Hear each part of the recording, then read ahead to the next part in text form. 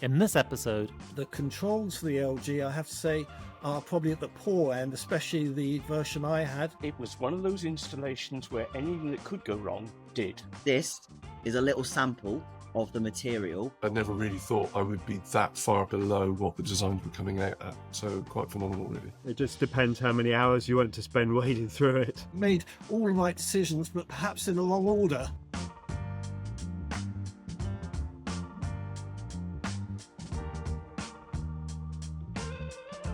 welcome to another episode of Homeowners Q&A, where we tackle the big questions about sustainable home heating, heat pumps, and renewable energy solutions. I'm your host, Mars, and today we're diving into the real-world experiences of homeowners who have made the switch to heat pumps. Joining me today are Richard Davis, Mike McMillan, Tim Adams, and Andy Nevill, who will be sharing their first-hand experiences with their heat pump installations, the good, the bad, and everything in between. And we're also joined by Rob Stevens, heat pump expert and consultant and friend of the show.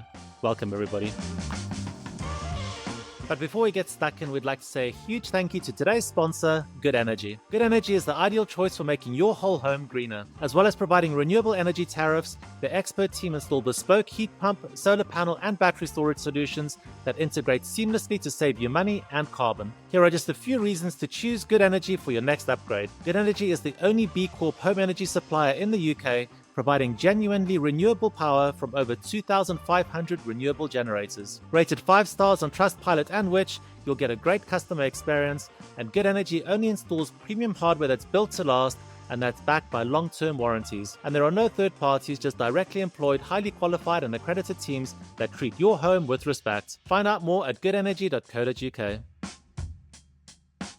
Right, guys, so today we're talking about real heat pump experiences. So, Mike, do you want to get us going? Can you tell us a little bit about your system and what made you decide to actually switch to a heat pump? Right, we have a Daikin 8 kilowatt monoblock, meaning that most of the gubbins is outside, not inside.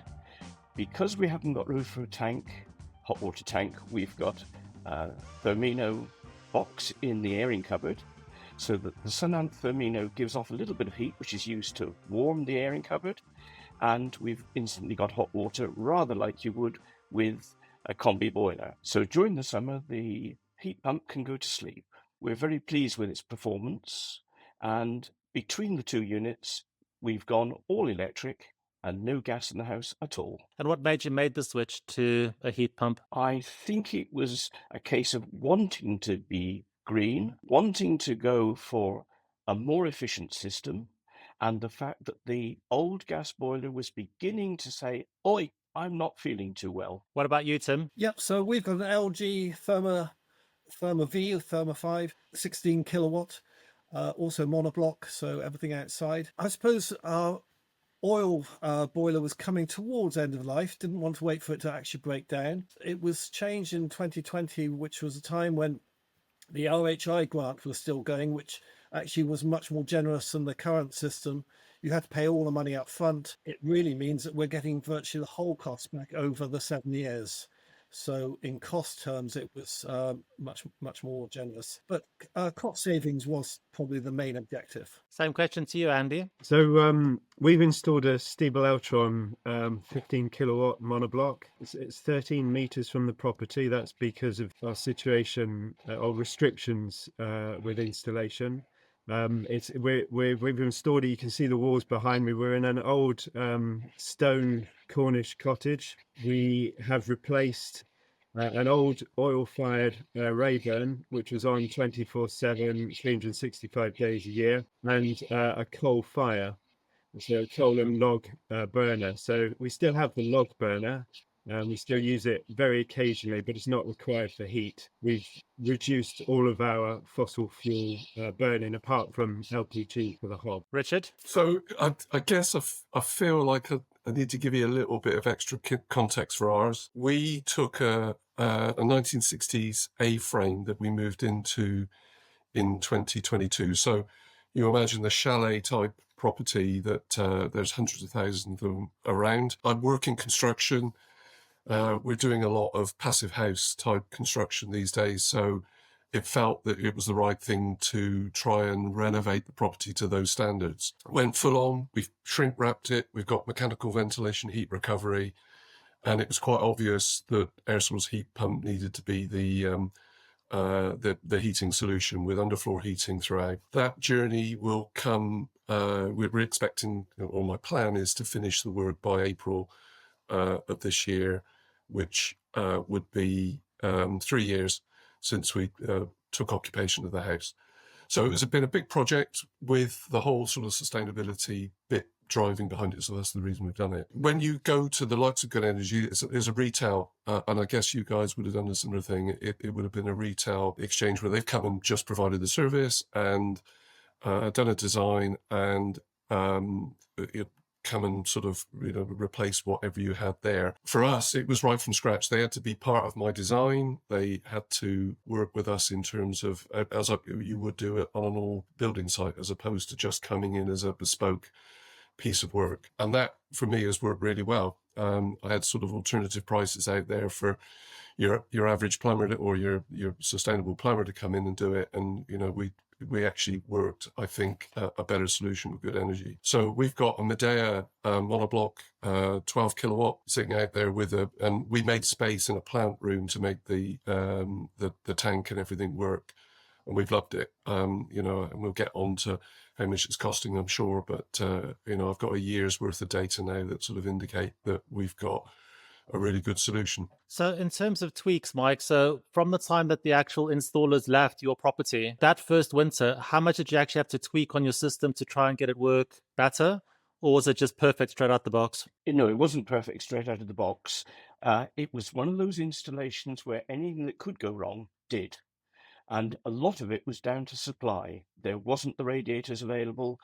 Although they had the copper fittings, but that was about the only thing they did have.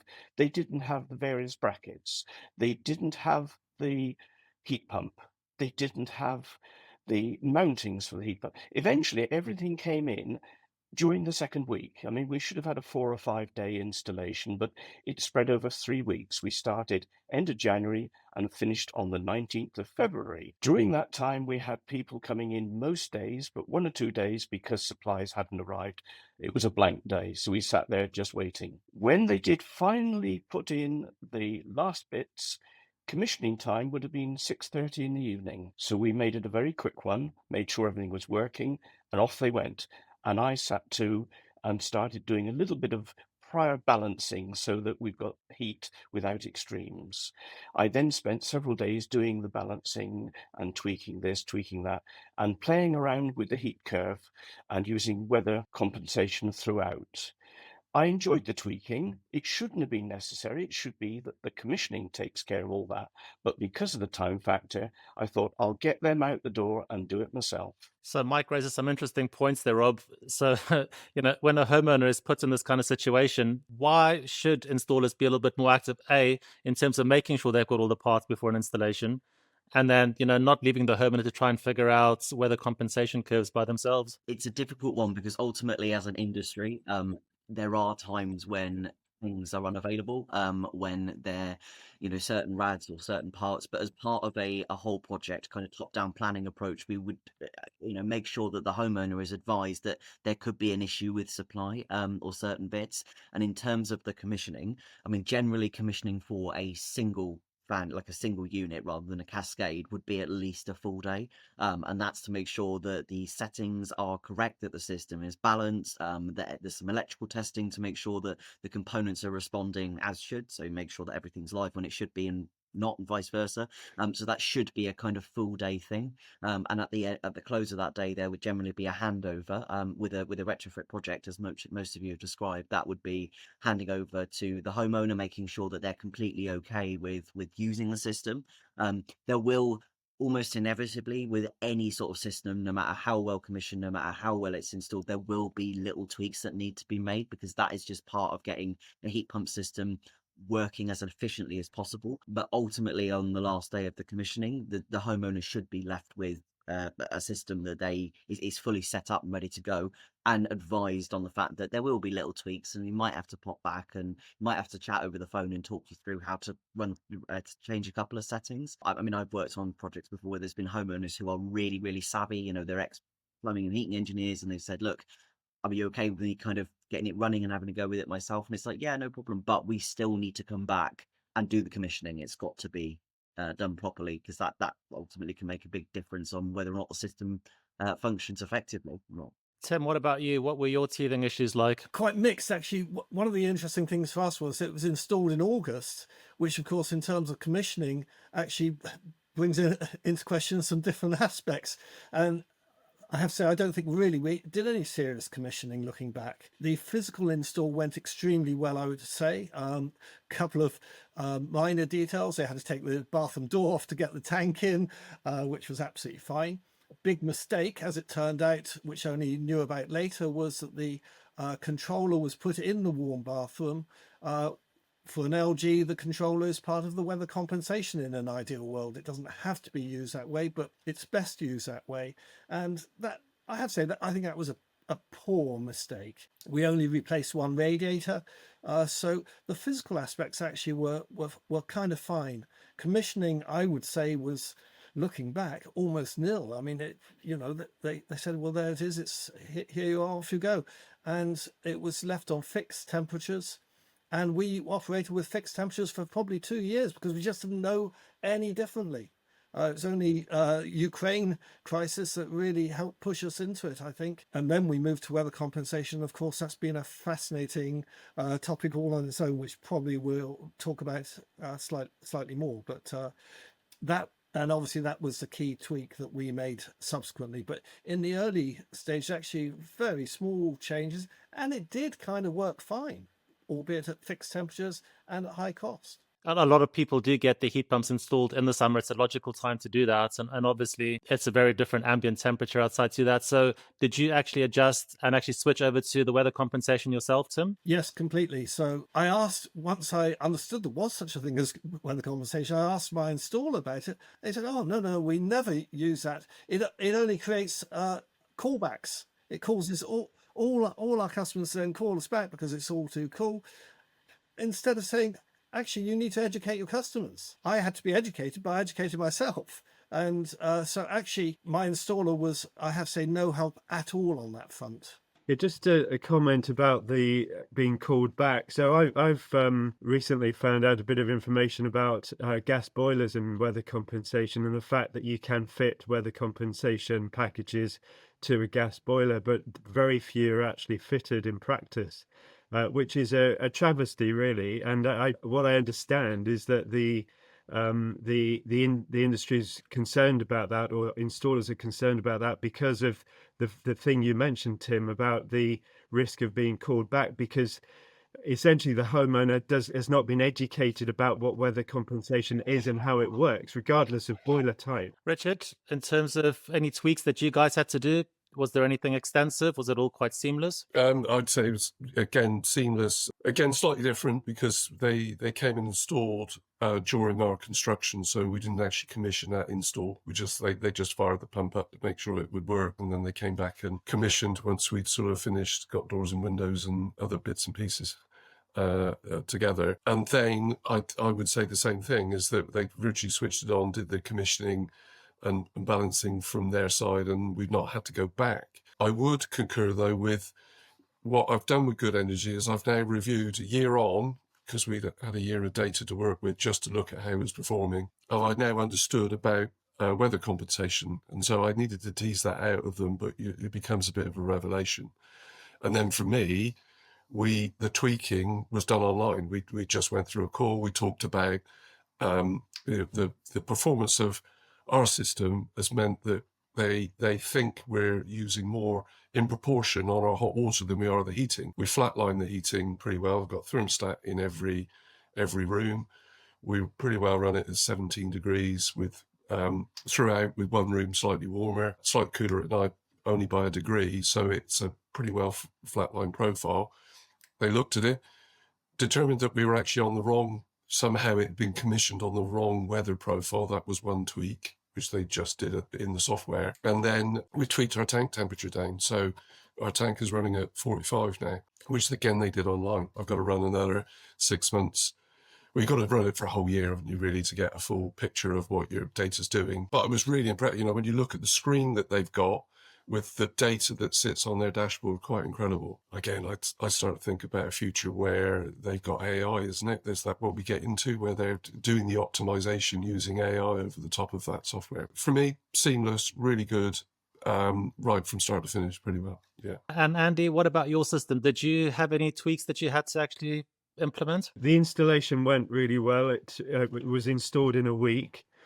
Prior to installing the heat pump unit and the tank and all the bits and bobs in the plant room, everything else was commissioned. So we had primaries for the radiator circuit and 2 primaries for 2 underfloor heating circuits. So basically they just plugged it in.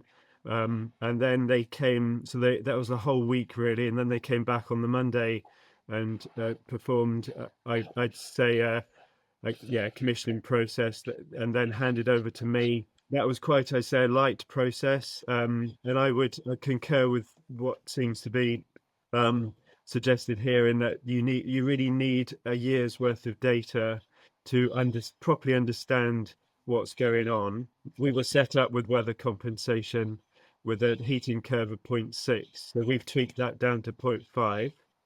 And we've got underfloor heating downstairs, radiators upstairs, all running on the same circuit, completely open. So we've basically we've all the thermostat zones are open, all the TRVs are open all of the time. It's taken a while, I suppose, for us to understand that there are 2 sets of controls. There's the controls for the heat pump itself, which is the weather compensation. And then there are controls within the house, PRVs, thermostat zones, and all those sorts of things. And actually, if they're not balanced, if they're not working in harmony, you can have problems. So we've ended up with a really simple setup. Are you thinking about getting a heat pump? Then don't get caught out by a bad installation. Bodge Buster is your essential guide to asking the right questions and spotting red flags before it's too late. Written from real homeowner experience, this book gives you the knowledge to avoid costly mistakes and make informed decisions. Get Bodge Buster today in print or for Kindle, link in the description. So Rob, like Tim, we were left with a system that was just set to a set point temperature, and it's something that as a homeowner you just don't even really take into consideration, because if you have transitioned from a boiler, that's kind of the way that you're used to your system running. You don't even know that weather compensation does exist. So if anybody is watching this as a homeowner and they have had a heat pump installed, how can they ascertain whether they have or haven't got weather compensation enabled? Because in our case, you've got to go through back-end admin portions of the control panel, which most people will not have access to. So I think that a really interesting point that was made by somebody, sorry, I think it was Andy, was that most boilers, so modern boilers, will operate on weather compensation if it's enabled and if the sensor is present. So pretty much all major manufacturers they're actually, the sensors for most of them are identical. So whether it's a heat pump or a boiler, you will have a north facing sensor that goes outside the property on the cooler side that detects the outdoor temperature and then adjusts the flow temperature of the heat pump proportionately, right? So when it's colder outside, you need a higher flow temperature. When it's warmer outside, you don't need as much. So a lot of gas boilers will operate on that exact same premise. However, a vast majority of boilers are not set up to work with weather compensations. Now, like as part of my role and what I do, I'm very fortunate. I work with a lot of heating engineers. So I work with gas engineers, oil engineers.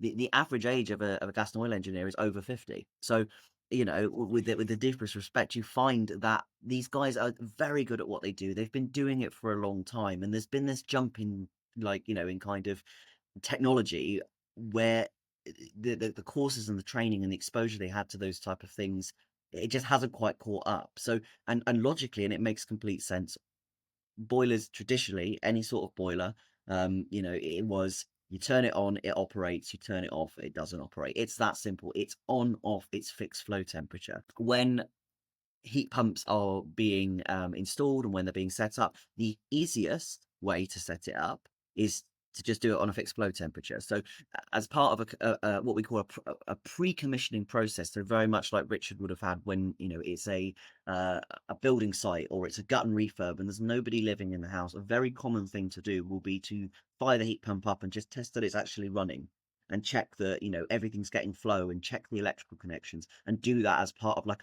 a pre-commissioning. And to do that, it's literally get it fired up, get it running on fixed flow temperature. Now, for a lot of installers, that is what they know and that's what they're used to. And it's undeniable that adding weather compensation can potentially add a bit of a spanner in the works, because you're adding more control. So there's more of a risk that you might get a phone call from the homeowner going, oh, my rooms are cold. Actually, all it is that the curve is a little bit too low and just needs to be adjusted. But it's that addition of the workflow.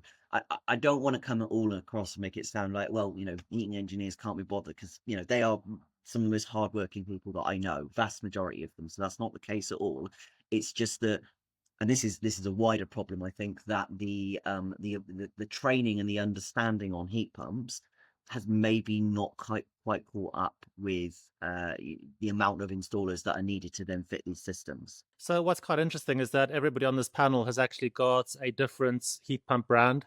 So Richard, you guys have got a Medea. Was it purely driven by Good Energy, or did you have any input at all on the actual brand that you guys ultimately went with? So that was driven by Good Energy. I did research because I think the other prices I'd got at tender stage were for Panasonic, I think was in there. I've forgotten the other brands, but so Medea was an unknown brand to me. So I did do the research, and as you do, just do the Trustpilot, make sure it's got good reviews. Yeah, I'll let Good Energy carry on from the rest of it. And you, Tim? Yeah, so also didn't do a lot of research on them. I was offered the LG, knowing that LG, Samsung, names like that obviously are very big in aircon and refrigeration. It made total sense to me that they must be therefore good at heat pumps. And actually, I think the kit is pretty good. The controls for the LG, I have to say, are, I would say, probably at the poor end, especially the version I had. I think they've got better from what I've heard from other people, but they're probably still behind other manufacturers in terms of controls. But in terms of the kit, I think it's probably as good as any from what I hear. And what made you go for a Daikin, Mike? I think, much as anything, it was because when we had our very first survey carried out by Optimised Energy, they suggested one. And when we looked at other heat pumps, we found they were all very similar. And as I think has been commented in many places, most of the machines have a very similar performance. It's the installation that makes the difference. So we stuck with the Daikin, whichever name you prefer, and went for that throughout. It was easier when we were getting quotes to quote one make and see if they could fit it, because we found that there was a lot of companies advertising, and on their list was Daikin. So we quoted for that so we could compare. And I think that's how we came to have Daikin in the end. We started with that idea. It seemed a consistent way to go through all the listing that the different companies would install and where it would be installed. Had we had 2 or 3 different ones, the installation would have been different. The other factor was that we wanted something we could cite where we cited it, and R32 gas can be cited there. At the time, there was a lot of talk about others, such as the Valent range, could not be cited where we would have been able to fit it, because we had drains, windows, and doors. Same question to you, Andy. So it's actually quite interesting that you got a Stiebel Eltron, which I'm actually quite curious about. So what was the rationale behind that? With our project, so this is a major renovation project. So we've been working on it for 20 years. So 10 years ago, we decided to have a heat pump. We engaged with an installer who helped us with the design and then with the underfloor heating. But then he wound up his business to work for Optimised Energy, which meant that we were looking then for another installer. Along the way, he had the first heat pump he'd recommended was a Stiebel Eltron, and then he was carrying out. He became interested in Wiesmann, and he was looking at recommending a Wiesmann. Then he wound up his business. So we found a second supplier, installer, and they recommended the same Stiebel Eltron. So it was like a confirmatory, maybe there's a bit of confirmatory bias there, but anyway, we did a bit of research, and clearly Steve Eltron are good at what they do. I'm told that it was a little bit more expensive than maybe some other manufacturers, but we were happy to go with that. Had that not happened with the initial installer, then we would have probably ended up with what was just recommended by the installer we eventually went with. On the Steve Ultron side, and you can actually confirm to me whether this is actually true or not, but I've heard that they're slightly bigger as units, but consequently they're actually a lot quieter than others. Is that kind of consistent with what you're experiencing? Yeah, so it is on the larger side. It did therefore require a planning consent. And I think this is all changing now, I believe, but because of the volume, so planning consent is based on the volume of the external unit. So if it's above, I think, 0.6 cubic meters, you need planning consent. Is that right, Rob? So we needed to go for planning consent because of that. But it is really quiet. It is quieter than when it's running on hot water. So running pretty heat output is high. It's 55, 60 degrees flow temperature. It's still quieter than a neighbour's gas flue. It's oil boiler flue. So yes, I'd say it's noise has never been a problem for us. So, Rob, a lot of inquiries are beginning to come through the forums at the moment in terms of people that are looking to fit heat pumps this spring and this summer. Brands is something that comes up consistently. So, for people that are actually watching this that are considering putting a heat pump in, what is the advice to them in terms of what brand they should go with? I've worked with a range of different brands and all of the ones that you guys have spoken about. And interestingly, Stiebel is one of the brands that I've worked more closely with. What brand is going to be suitable for an individual or a project is very much down to things like budget, space, aesthetics, the needs of the property. Obviously, certain manufacturers will only go up to a certain amount of kilowatts. Other manufacturers cascade better. By cascade, having one or more units operating on the same system. Some manufacturers don't cascade, and you need to have literally like one unit running the ground floor, one unit is the first floor, and so forth. So the biggest thing that you can do when choosing a brand or manufacturer is have a chat with the installer, have a chat with the company, and ultimately ask them the question: what's good about this unit? Why should I choose this? And then see if there are if those claims can be backed up by the manufacturer, by other data, also using things like the forums and Facebook groups to talk to other people about the experience that they've had with that particular manufacturer. At the same time, taking it with a pinch of salt, because as we all know, one of the biggest things that impacts an installation, it impacts a heat pump system, is the installation, right? So talking about things like, noise from the external unit, talking about the ease of the controls, the visuals of the unit itself, the warranty as well. Warranty is another massive thing. Interestingly, warranty was not something I even considered before I entered this industry. I didn't care, but having a really good manufacturer back warranty and seeing what that includes, how they would send an engineer out, is it themselves, is it third party, what's the response time, is it parts and labor, is it parts only, like all these different things can help you make that informed decision about what unit is going to be best. Obviously, the other thing as well is your budget. Like, there's a range of different units that everybody on the show today has talked about, and they go all the way from the lower end of the budget spectrum to the very high end. Now, in my personal opinion, budget really doesn't actually, the actual cost of the heat pump unit itself is one factor, but it is not the biggest factor. I've fitted or worked alongside a whole range of what some people consider to be lower end models, and they have been absolutely bomb proof. They've been fantastic. Likewise, I've worked with other manufacturers who have got a big name. It's more in like the ground source industry, and it's the areas where they've really fallen short is the aftercare. That is one of the biggest problems. If you've got a unit and you have an issue with it, and you need to get an engineer out, or you need technical support, is that covered under warranty? Are they going to be able to help you? How long is it going to take you to get through to somebody? Have a chat with your installer, find out their experiences, because installers, as a general rule, are going to be very honest with you about, the previous customers and their experience. Do your research about what's actually included in terms of warranty, and backing, and how long that warranty is valid for.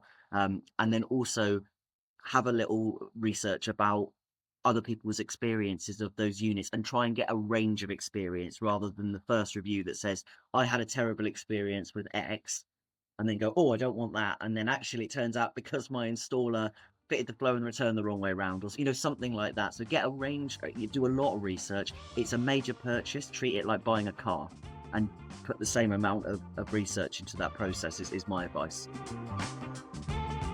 And if you'd like a one-to-one consultation with Rob to get expert, independent, unbiased advice on heat pump planning, troubleshooting, or installation concerns, check out the link in the description. So let's talk hot water now, Andy. How have you, or what strategy have you implemented for your hot water? We have heating and hot water for 6 months of the year, and then hot water is on for this the spring, summer, and into the autumn. It's a really simple control. So the hot water, we have a main set point of 47 degrees, and then we have a timed set point of 53 degrees. The reason for that is the time set point is when the octopus tariff is peak. So that's between 2 and 4 o'clock in the afternoon. So the cheap period is between 1 and 4. That effectively what that does is it forces the heat pump to heat the hot water when the electricity is cheap, because of that differential between 47 and 53. We've also got a timed immersion heater for Legionella control, but to be honest, we don't use it. If you look at our temperatures, we're not in a danger zone for Legionella, not least because of the volume of water we use every day. So yeah, we use those two settings, and it invariably we heat. It heats once a day, and we've got plenty of hot water. Same question to you, Richard. And did you guys have to install a separate cylinder? No. So I'd go back to something Rob said earlier. When we installed this, my plumber on the domestic side, if you like, so the guy that put in all of my underfloor heating and the domestic pipe work, absolute classic against this concept of having a tank that was anything below 60 degrees, or what would they would normally set it. So didn't want anything to do with this tank that was going to go in and with a set temperature of 50 when we put it in. We've dropped that to 45 now, and that's where I've set it. Now, just going to what Andy said, the conversation I had with Good Energy was looking at whether we would take advantage of some of that cheaper electricity, because when they show me the split that they see of my heating and hot water, the pie chart, if you like, I'm doing too much on hot water. I'm using so little heating because of the amount of insulation we put in here. It was trying to optimize that hot water. So we've turned off the disinfectant. I totally agree. Where we live and the volume that we turn over, there's only 3 of us living here, but the way that we shower and stuff means that tank's turned over enough during the day that we turn the disinfectant off. I'm expecting to see that hot water optimize. Whether I do switch to the bagging the tariff, that cheaper tariff, I'll wait and see. I want to do it incrementally just to see where the savings are made. But no, one tank, all operated from the system that we've got. Good as gold. Yeah, really good. What about you, Tim? What's your hot water strategy like? Yeah, slightly different, I have to say. We do use Legion as once a week. One of the reasons actually I do it is it's heating the temperature of the water up to a slightly hotter temperature. We're going to use that. The added cost of that, I think, is pretty minimal. So it really doesn't worry me at all, I have to say, especially because we've got a cheap time of use tariff and schedule it for nighttime. We're on the time of use, which actually is only 7 pence overnight rate, so it's really minimal cost. In terms of the temperatures we heat to, actually we heat at night again on the time of use tariff to just 47, which we find is absolutely fine, and actually schedule it during the day to top it up at just 40.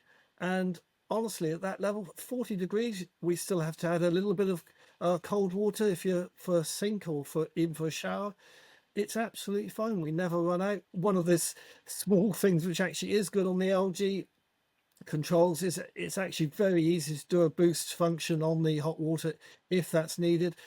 Generally, it's not needed. So very happy with that. So, Mike, you're kind of a slightly different case in that you didn't have the space for an extra cylinder and you've gone down the Sunamp route. So could you tell us a little bit more about that? The Sunamp Firmino is the version for solar and or grid. So we can charge it via our garden or from the grid as appropriate. And it's a 210 litre equivalent capacity. That's about 11 kilowatts to heat if it's needed.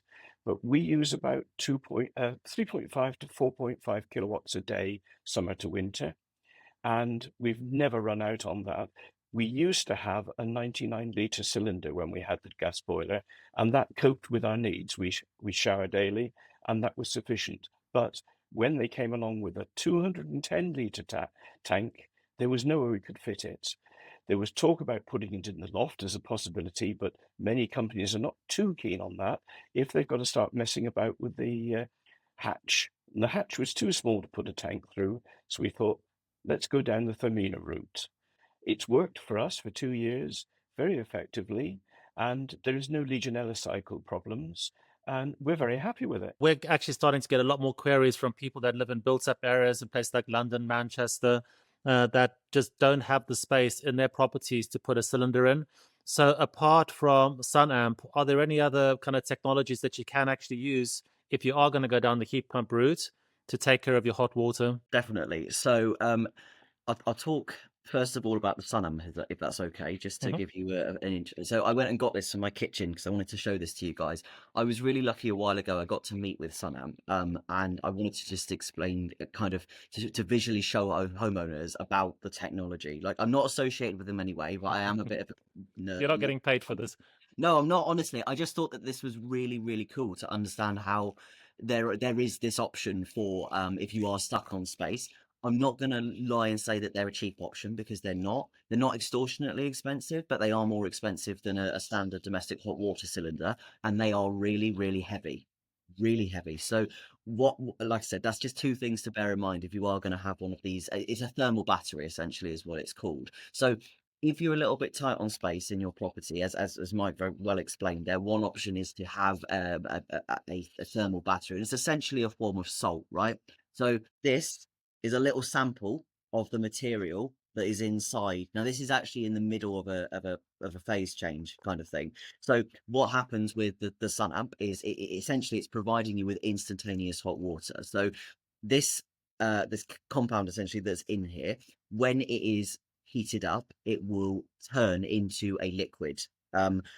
And it's a phase change material, right? So when it changes phase from a solid to a liquid and vice versa, it either releases or stores energy. So what happens here, and this, you can reset this little packet by boiling it. You put it in a pan of water, you add some thermal energy to it, and it turns into a liquid.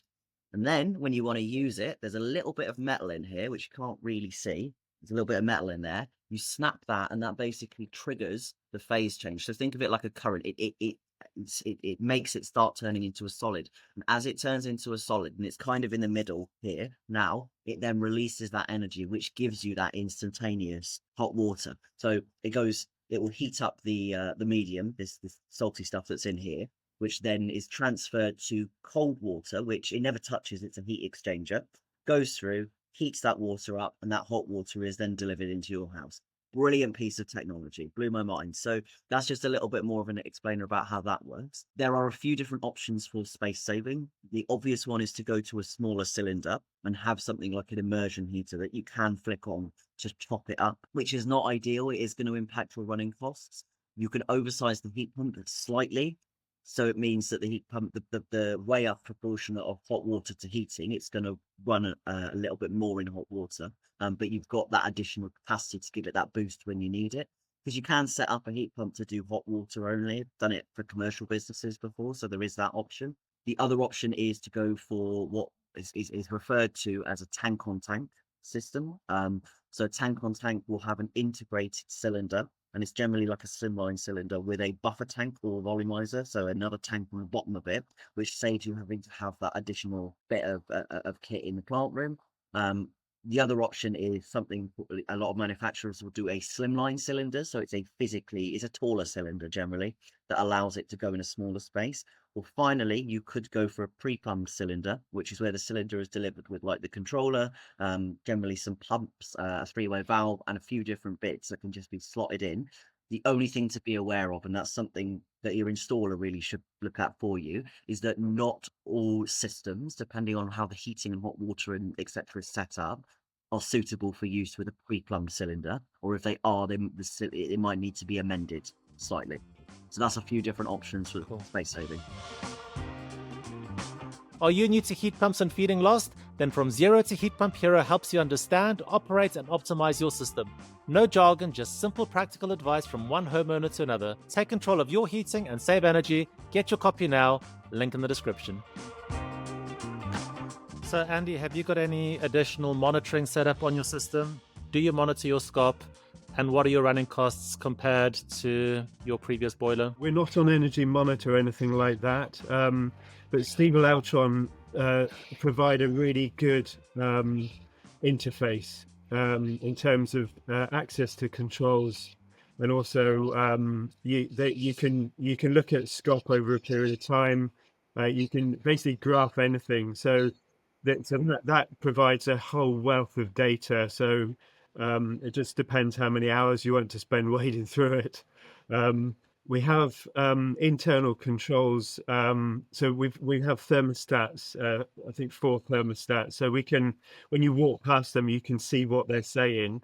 That's just a visual check, really, of, oh, it feels like 21, and yes, it is. Because of my involvement in a project called the Carbon Zero Homes Project, I was project managing that for our parish council. I was using my own system to probably dive a bit deeper than normally you would as a homeowner in order to extract data over a 12-month period to be able to communicate this to others. So I've done a really deep dive on the data for a 12-month period. We were spending, just to give you some figures, we were spending nearly £3,000 a year on coal, wood and oil. We're now spending £1,053 on the heat pump, which is a 64% reduction. But if you take into account the fact that we also have solar panels and a battery, and we're on a time of use tariff, that our cost comes down and almost another 50%, so down to about £600 a year. So we've gone from nearly £3,000 a year to £600 a year. So that's an 80% reduction. Obviously, not everyone's going to have solar panels, battery, and all of those things, because that's all extra cost. But even if you ignore that, it's still a 64% reduction. So it's a huge saving in cost for us, mainly because we had a very inefficient oil and burning coal and horribly polluting. So yeah, it's a big difference. And you're in a solid stone period cottage. Yeah. Solid stone cottage with uninsulated solid stone walls.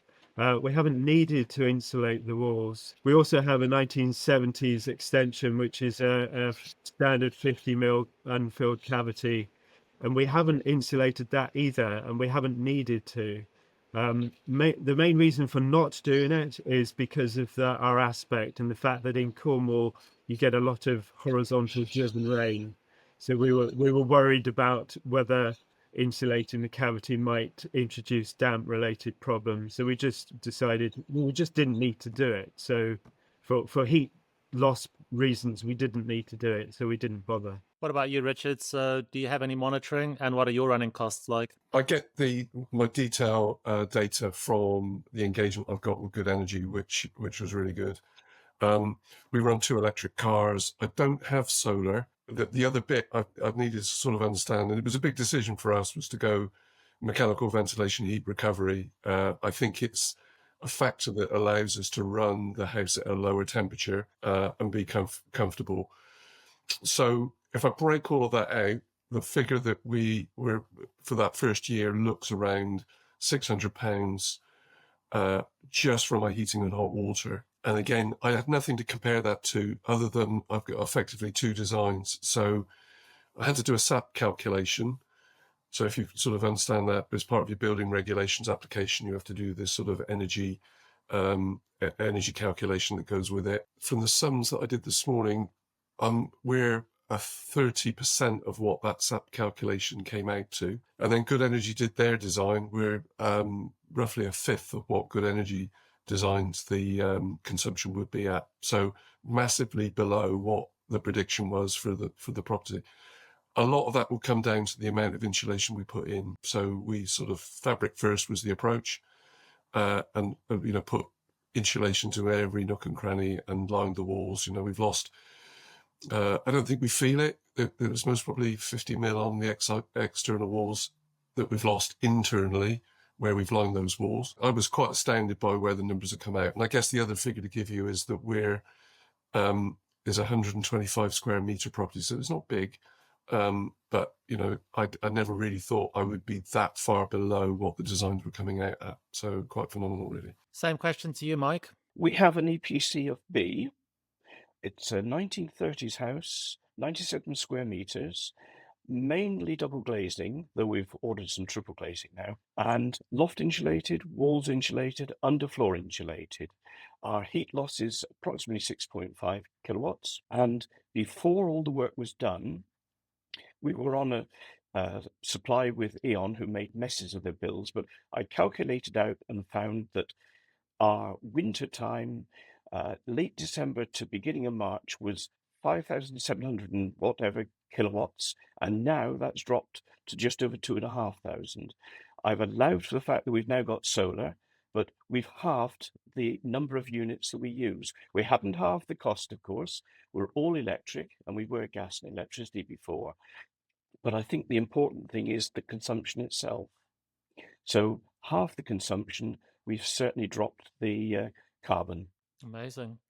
Tim, have you got any monitoring, and what are your running costs like? Yes, so monitoring on LG is very poor, very, very disappointing, I have to say. I think even with the later systems, the current controls, it's still not as good as anything like as good as other systems, which is particularly disappointing. Even with the expensive Wi-Fi dongle that they offer, I don't think it offers particularly good information. But I do monitor it myself using a spreadsheet. Because of the age of my system, it actually has a meter on the air source heat pump, so I've got actual data for the monthly usage of the heat pump. The things that are really noticeable with mine are that when I was using on fixed temperatures, I was using about 8,200 kilowatt hours per year. Once I moved to weather compensation, for the last 2 years, it's actually come out to virtually exactly the same total of 5,800. Just a very direct and clear comparison, I think, on that tweak alone. The other obviously major factor is the time of use tariff. By then moving to time of use tariffs as well, a very simple calculation I can do is taking out 8,200 if I was using fixed temperatures, say 24 pence, it's very, very roughly £2,000 a year. On a time of use tariff, 5,800 kilowatts, which this year I'm going to be down near 8 pence a kilowatt, which is just an incredible difference, which brings it down to £500, a 75% saving. I mean, it's just unbelievable the difference it makes. And that's before we talk about having solar exports, which I have as well. Andy, what is the biggest lesson that you guys have learned from actually running a heat pump? I think for us, it's forced us to become much more curious about our property and how it performs in terms of heat and moisture. I don't think we would have looked at it in the level of detail that we have had we not done this. There's a great opportunity to make up your own mind about what's best for your property by making sure that you get really good, reliable information on how your home is performing, and don't take advice from what you read in the tabloid press and see on social media channels.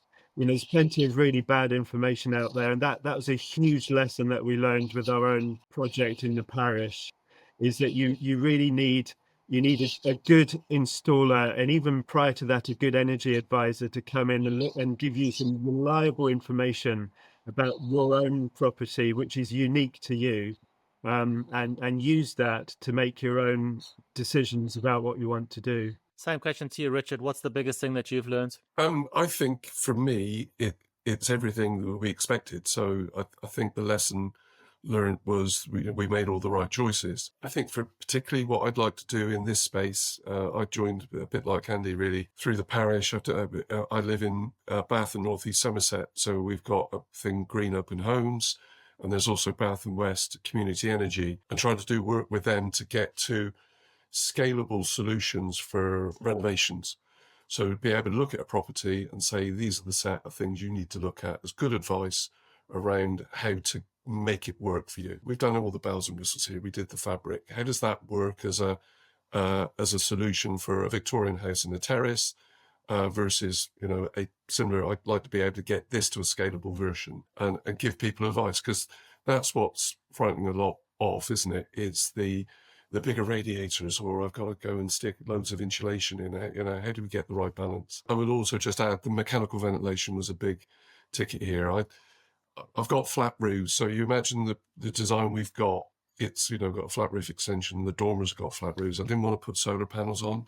As a builder, I've got more problems with flat roofs where people have put little legs on things and they've punctured the roof. We're still wrestling with that. That market will come to us. I think we'll end up with fence panels or something that will get us some solar. But the mechanical ventilation was the choice we made, and the environment inside the property is really good, and just added with the combinations that we've got was a really good design. Lesson learned, we got it right, actually, surprisingly, as a builder. You normally get something wrong. And how about you, Mike? What's the biggest thing that you guys have learned? I think it was because we did a lot of research in advance. We were anticipating it rather than learning. By that I mean we'd already done the insulation, we'd had solar and battery put in. It was one stage in a long plan.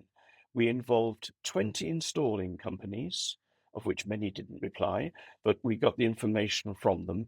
By the time we came to the installation, we knew pretty well where everything was going to go and what we expected from it. The only regret, I'd say, is that we didn't wait until the £7,500 bus grant became available. But seriously, we should have done it earlier than we did. But we are very glad that we did, and it's been everything we expected of it. Final word to you, Tim. Actually, just to touch on our building, is actually a listed building, stone, thatched, ancient building, which we could do virtually nothing with. So single glazed, that's the original building, which is about 100 square meters. We then got actually a huge, another 100 meters modern extension on it, but it works superbly well in both parts. We have got underfloor heating, which obviously is a big bonus, but we didn't do a lot of other changes in insulation terms or anything else. The big takeaway to us, I'm sorry to bat on with the same old things, but it's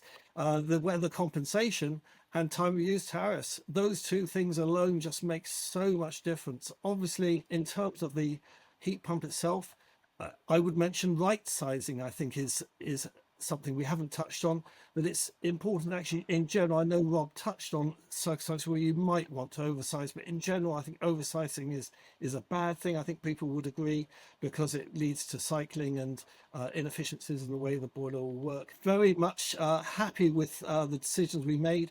I think, as Eric Walker might say, we made all the right decisions, but perhaps in the wrong order in some cases, but we kind of got there in the end, and very happy actually with it. It really is fine. We actually have a 21 degree internal temperature here, our age and working from home and things, but it works absolutely fine for us, and as I mentioned, not at a huge cost. If you've got any questions about heat pumps, then you need to join the Renewable Heating Hub forums. You can connect with other homeowners, share experiences, and get advice on heat pumps and renewables. Sign up today and be a part of the conversation. Link in the description. So that brings us to the end of another episode of Homeowners Q&A. A huge thank you to our guests, Richard, Mike, Tim, and Andy, for sharing their experiences, and to Rob Stevens for his expert advice. If you're considering a heat pump for your home, we hope that this episode has given you confidence and knowledge to take the next step. And remember, every home is different, so it's all about finding the right solution for you. And a big thank you to our sponsor, Good Energy, for supporting this episode. If you enjoyed this episode, don't forget to subscribe, leave us a comment, and share it with anyone who you think might find it useful. Until next time, stay warm, stay green, stay tuned. Goodbye.